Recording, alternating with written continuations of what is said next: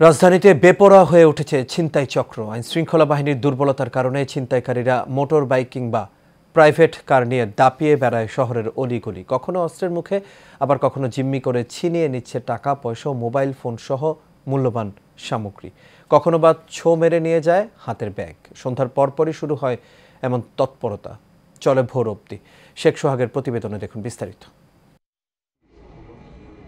জুলাই বিপ্লবের পর আইনশৃঙ্খলা বাহিনীর দুর্বলতার সুযোগ নিয়ে বিশেষ করে রাজধানীতে তৎপর হয়ে উঠেছে ছিনতাইকারী চক্র। চুরি ছিনতাই পরিস্থিতিকে অনেকটা আশঙ্কাজনক পর্যায়ে নিয়ে যাওয়ার চেষ্টা করছে চক্রটি। তবে পরিস্থিতি নিয়ন্ত্রণে ঢাকা মেট্রোপলিটন পুলিশের পক্ষ থেকে গঠন করা হয়েছে বিশেষ টাস্ক ফোর্স।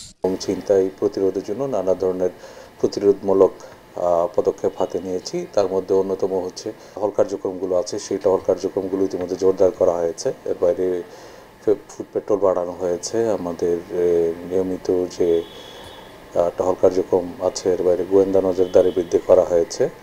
মাঝে মাঝে বৈঠক আর ছিনতাই দমনে নানা কৌশল নিয়ে আলোচনা হলেও পরিস্থিতি খুব একটা উন্নত হয়নি। এমনিতে রাতের ঢাকায় পুলিশ টহল নেই বললেই চলে, যা আছে তাতে আবার ঢিলেঢালা ভাব। 5 জন ছিনতাইকারী গতিরোধ করার পর 1 পর্যন্ত মোবাইল কারাকারি করে, দিতে না চাইলে ছুরিয়াঘাত করে, প্রায় 3টা ওখানে বুকের মধ্যে।